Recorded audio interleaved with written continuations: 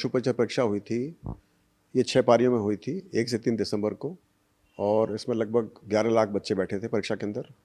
Form तो काफ़ी बच्चों ने भरा था, 17 लाख 18 लाख बच्चों ने फॉर्म भरा था और 6 पारियों में परीक्षा हुई थी। और ये जानना बहुत ज़रूरी है कि जब हम परीक्षा कराते हैं तो मेरे से पहले जब परीक्षा होती थी तो जो पारियाँ होती थी वो बच्चे के नाम का किस नाम से शुरू हो रहा है उसके आधार पर डिसाइड होता था। मान लीजिए आपका नाम ए से है, बी से, तो आपको पहली पारी मिलेगी। आपका नाम जेड है, वाई से शुरू है, तो आपको लास्ट पारी मिलेगी। ऐसे होता था। लेकिन हमने वो सिस्टम चेंज कर दिया था। तो पशु परिचय परीक्षा के अंदर हमने एट रैंडम सबको अलॉट किया है, यानी कि आपकी पारी कोई सी भी आ सकती है, आपका कंप्यूटर डिसाइड करेगा, पहली बात। दूसरी बात, परीक्षा जो परीक्षा का जो पेपर होता है वो मेरे आने से पहले शायद मेरे ऐसा लगता है मुझको कि वो पारी वाइज होता था कि भाई पहली पारी में कौन सा पेपर आएगा, दूसरी पारी में कौन सा पेपर आएगा, तीसरी में कौन सा आएगा। लेकिन जब से मैं आया मैंने ये सिस्टम चेंज कर दिया था और किस पारी में कौन सा पेपर जाएगा ये उसी क्षण डिसाइड होता है, परीक्षा के 2 घंटे पहले। मान लो ये परीक्षा जैसे हमें पशु परिचय कराई थी, हमें 8 सेट बने हुए थे। 8 में से हमने 6 सेट इस्तेमाल करने थे। तो हमने 1 तारीख को सुबह परीक्षा के स्टार्ट होने के लगभग 2 ढाई घंटे पहले डिसाइड किया ड्रॉ ऑफ लॉटरी से, यानी कि हमने चिट डाली और डिसाइड किया भी कौन सा वाला पेपर जाएगा। तो हमने सारे कोड लिख दिए, कलर का लेबल लिख दिया। तो जिस पर्ची निकली हमने वो पेपर उस दिन चला दिया। फिर दोबारा जब परीक्षा हुई सेकंड पारी की, फिर दोबारा हमने चिट निकाली। तो यानी कि कौन सा पेपर किसके हिस्से में जाएगा पता नहीं होता। और ये भी एक मानवीय मतलब एक ह्यूमनली इम्पॉसिबल बात है कि आप सारे 6 के 6 पेपर बिल्कुल प्रतिबिंब, जैसे होता है ना दर्पण का प्रतिबिंब, वैसे बना दो, नहीं बन सकते। एक ह्यूमन टेंडेंसी होती है कि थोड़ा बहुत बदलाव रह जाता है। ये मैथ्स नहीं है, खाली साइंस मैथ्स नहीं है, इसमें आर्ट्स भी है, कई सारी चीज़ें हैं जहाँ पर कि ये पॉसिबल नहीं है कि वो सारे क्वेश्चन एक से हो जाएं। तो वो भी संभव नहीं है, यानी कि कुछ ना कुछ फ़र्क तो हर पेपर में रहेगा ही रहेगा। और हर पेपर को देने वाले बच्चे भी अलग अलग होंगे। लेकिन सिलेक्शन ऑफ पारी किस बच्चे के कौन सी हिस्से में पारी आएगी वो एट रैंडम होता है, किस पारी में कौन सा पेपर जाएगा वो एट रैंडम होता है। और श्योरली कुछ ना कुछ फ़र्क पेपर में रह जाता है। तो यानी कहने का मतलब है किसी पारी में पेपर टफ आएगा, किसी पारी में ईजी आएगा।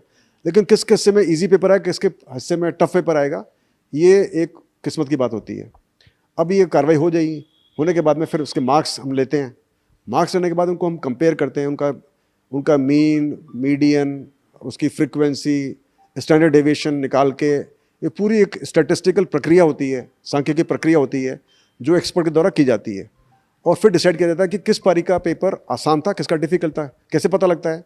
हम उस पारी का उसका मीन निकालते हैं, एवरेज निकालते हैं और उसमें स्टैंडर्ड डेविएशन निकालते हैं। उसके आधार पता पड़ता है कि किस पारी का पेपर आसान था, किसका डिफिकल्ट। जिसका पारी का पेपर आसान होगा वहाँ पर एवरेज ज़्यादा आएगा, औसत ज़्यादा आएगा।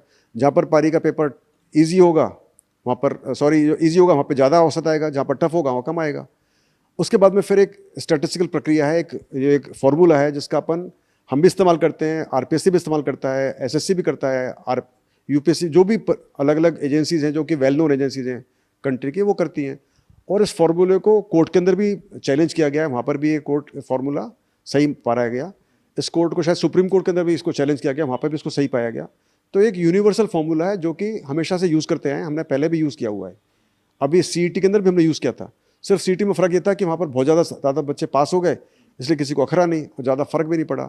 लेकिन पटवारी परीक्षा जो पहली बार हुई थी उसके अंदर भी ऑलमोस्ट सेम तरह का था कि नंबर काफ़ी बड़े थे, 8-10 नंबर बड़े थे, 8-10 नंबर कम हुए थे। उसके अंदर भी फ़र्क 20 नंबर का हो गया था। तो कहने का मेरा तात्पर्य ये है कि इसमें अपना कोई कंट्रोल नहीं होता है, ये सब एक साइंटिफिक तरीके से होता है। बहुत ही well tested, well proven system है जिसकी वजह से मार्क्स कटते और बढ़ते हैं।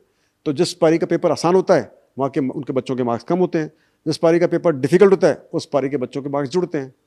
तो उस हिसाब से पूरी कार्रवाई की गई है, बिल्कुल एक जो ड्यू प्रोसेस होता है उस हिसाब से पूरी कार्रवाई की गई है। और फिर उस हिसाब से मार्क्स कम ज़्यादा हुए, उसके आधार पर फिर रिजल्ट बनाया गया है। जो 6th पारी के अभ्यर्थी थे उसमें ज़्यादातर सेलेक्ट हो रहे हैं, तो अभ्यर्थियों का ये भी आरोप है कि एक ही पारी के अभ्यर्थी सेलेक्ट ज़्यादा क्यों हो रहे हैं? जैसे कि आपने बताया कि पेपर का फ़र्क होता है, लेकिन इसमें जो दूसरी पारी के एग्जाम है उनको नुकसान हो रहा है। देखिए, नुकसान फ़ायदे हम देखते नहीं है, हम देख ही नहीं सकते नुकसान फ़ायदे का। हम तो सिर्फ देखते हैं प्रोसेस क्या होना चाहिए। तो हमने वो प्रोसेस अपनाया है। हमने जो मार्क्स से सब बच्चों के उसके प्रोसेस लगाया, फॉर्मूला लगाया, फिर कार्रवाई की है। अब उसके बाद में किसका सिलेक्शन हो रहा है किसका नहीं हो रहा हमने चेक भी नहीं किया अभी तक। नाम चेक कर पाते हैं, नाम को चेक करना चाहिए क्योंकि ये प्रोसेस है।